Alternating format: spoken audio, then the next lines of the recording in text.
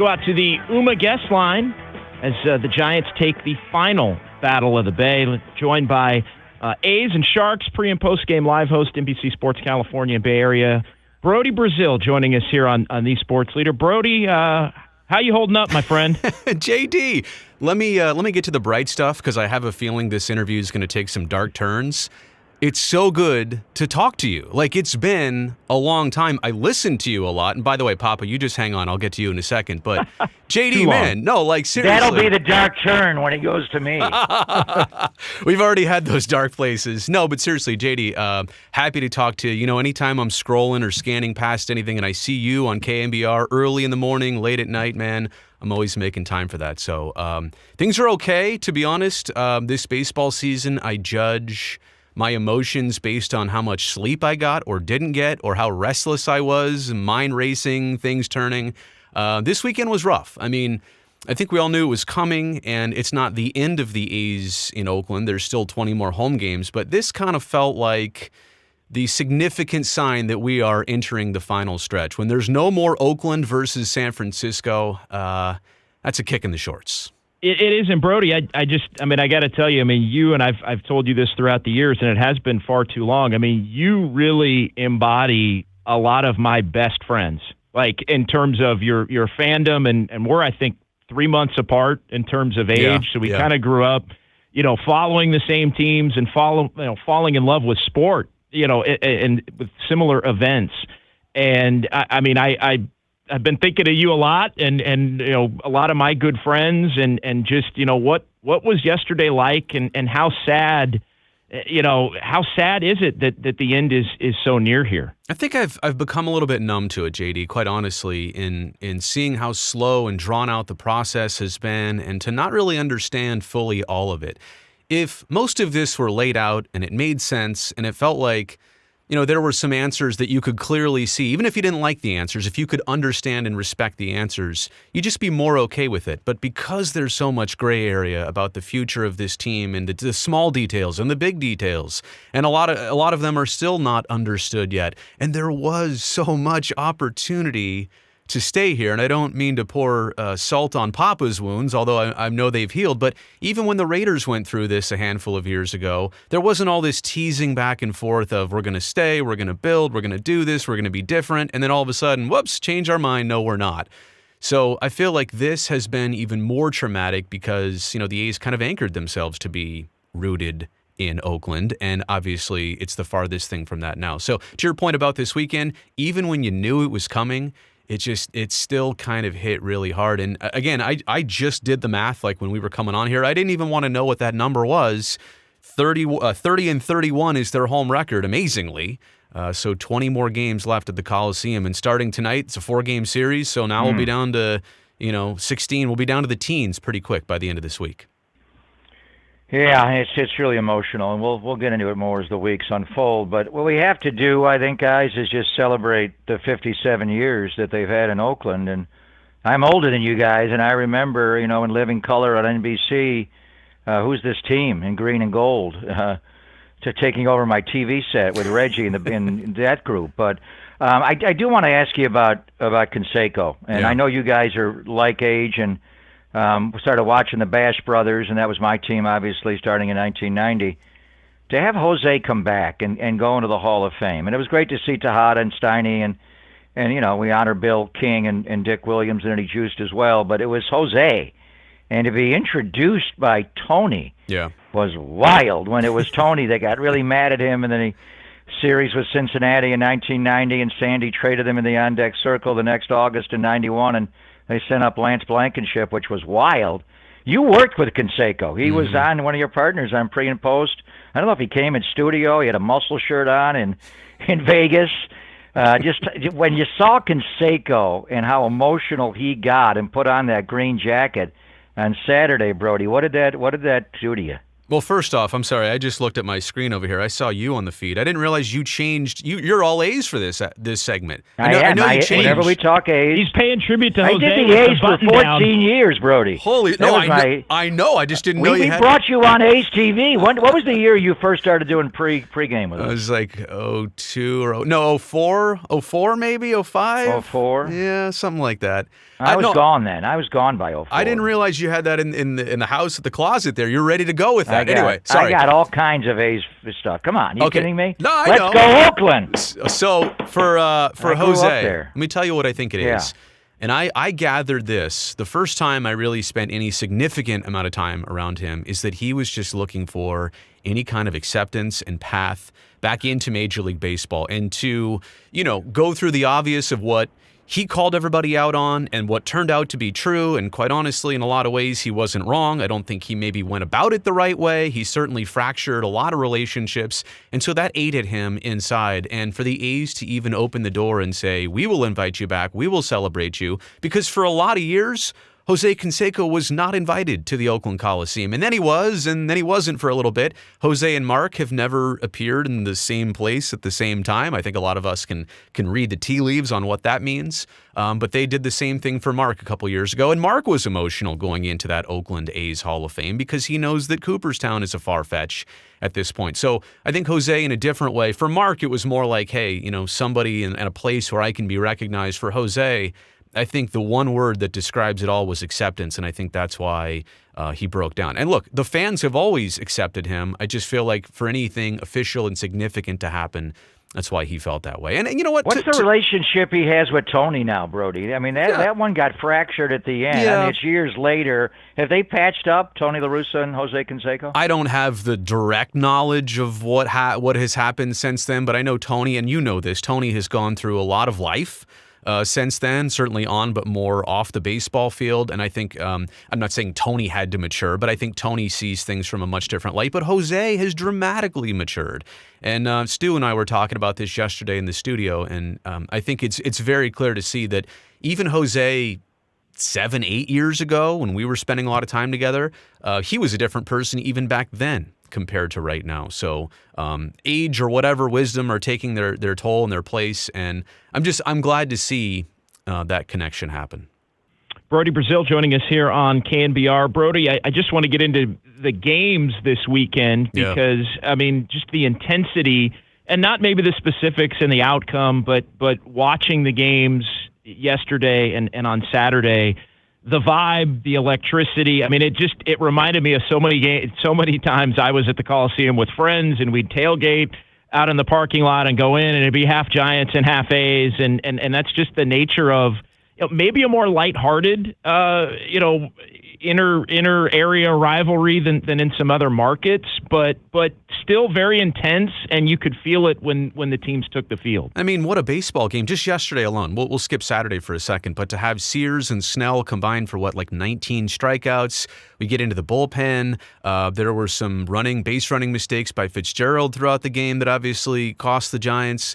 When Danny Jimenez comes in, gives up 2 bombs. The A's had a chance with Daz Cameron and the bases loaded late in the game to even draw probably a walk and walk home a run. There were so many elements. And I mean, A's-Giants baseball games ever since, when 97, when Interleague started, I mean, they've always had a flair for the dramatic. And I've felt like in the last 10 years, baseball has totally screwed up. They should have had the A's and Giants 7 times a year. This 4 thing is ridiculous. 2 and 2, it's never been enough. The way these games unfold and the crowds that show up for them. And I think that's part of the sad part. Look at the baseball game alone yesterday. I said on our pregame show, yesterday wasn't even about a baseball game. It was about the culture of the Bay Area and history that we're witnessing, the end of something. But even the game itself did not disappoint. And I just think that's the frustrating thing. And look, you've got on one side a $60 million payroll team. On the other side, you've got a $240-something million team. And that's the level of competition you had yesterday, a very exciting 10-inning baseball game. So as for the baseball itself, I would expect nothing less, but that makes this even more sad that we're losing this. For what? Why? Sound like Ricky Waters there. So I know we're not competing for the Brody Brazil, the bridge anymore. Right, but right. Who would have won Who would have won the bridge there? They tied 2-2, but the Giants won the last did. game. Giants, yeah. So Well, do they get the bridge? Yeah, they should keep it forever because they're staying near the Bay Bridge. So let me address that really quick, guys, because our network decided to lay low on that this year for obvious reasons. The Bridge Trophy still does exist. I know its precise location as of this very moment, and for a lot of your garage. No, it's not. It's in the office, and it's in the studio in San Francisco. And it is? Oh yeah, it's there. If I could lift it, I would lift it. It and is. Take it. It is pretty heavy. It's like 47 pounds. Really But people gave me a lot of flack of, this isn't necessary. This is stupid. Whatever. It's amazing how the emotions surrounding that trophy now have shifted because it's like the last and only significant thing that survives all of this. And for a long time I was like, oh, dump it in the Bay. That's let's just be done with it. Whatever. And I was kidding about that. It was a lot of hard work and a lot of labor to make it happen. But I'm here to say now, I don't even want possession of it. I think I just want control of where it goes. And I would like it to be enjoyed by the public, or I would like it to maybe go in a closet for 10 years, but then reappear to remind people and serve as a tribute of baseball fans on both sides of the Bay. I mean, again, I don't have any need for it at my house. I certainly don't. But I want to make sure that it doesn't end up completely being cut off or going away or ending in the wrong hands, so to speak. Brody, what would sort of your message be? And I know you've been, either via your YouTube channel or at times on television. What would your message be to A's fans? I guess here as the countdown really gets tight. I haven't been to the Coliseum in quite some time. For me personally, and I grew up more of a Giants fan than an A's fan, but I always, went to both and then covered both at different points. And, most of my buddies were A's fans. And so there's always that kind of natural rivalry. One of my good friends, he got a bunch of tickets to the last game on September the 26th.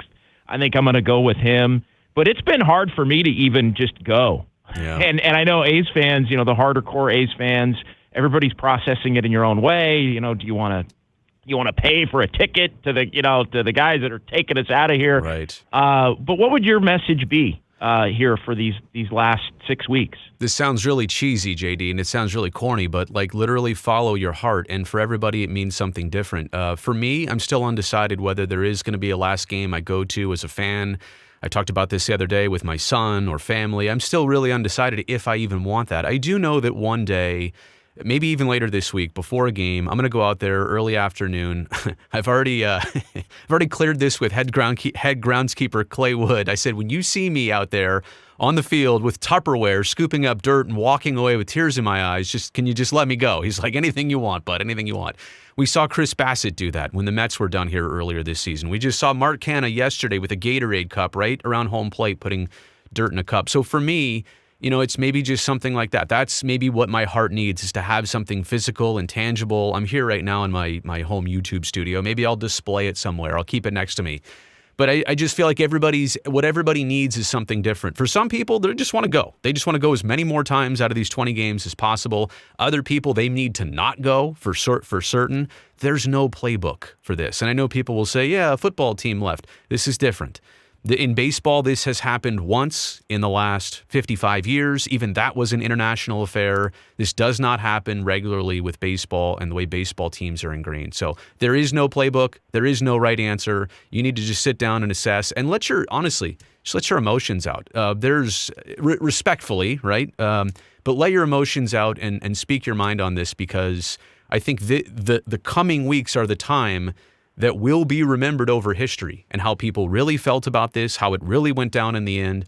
Honestly, I've been talking about this so much. I'll do any interview about this situation that people ask me to do, because I want to document this. I'm not a documentarian, but I feel like this story needs to be told in the same way that the Giants almost going to Tampa. It was obviously decades ago and there was less media, but some of that still exists to remind people of how close things can come, how bad things can get.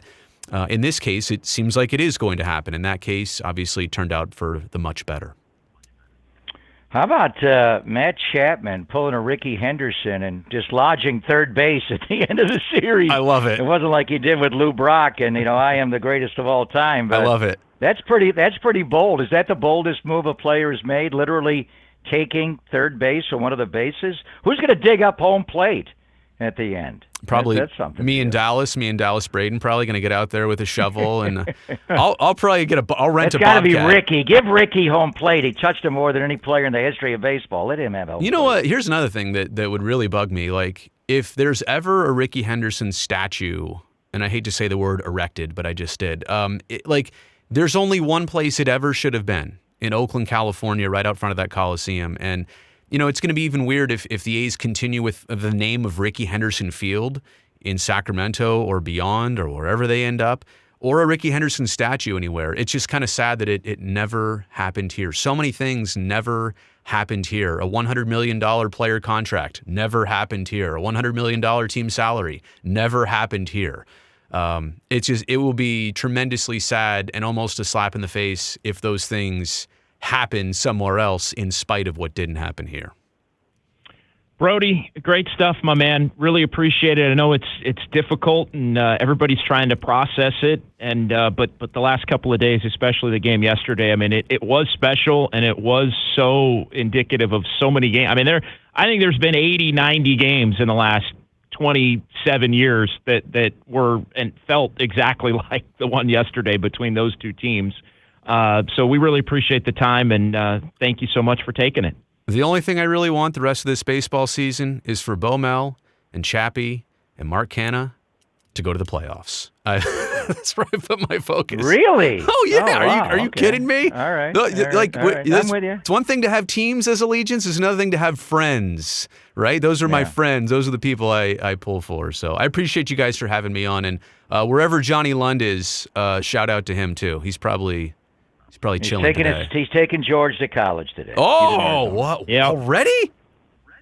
Yeah. Jeez. Yeah. And he's not a freshman either. Oh, my gosh. I didn't even know. Life happens fast. On that note, boys, see you later. Yeah. See you, Brody. Brody Take care, Brody. Good stuff from Brody. And yeah, man, it's just, I mean, I've kind of run the gamut on all of it.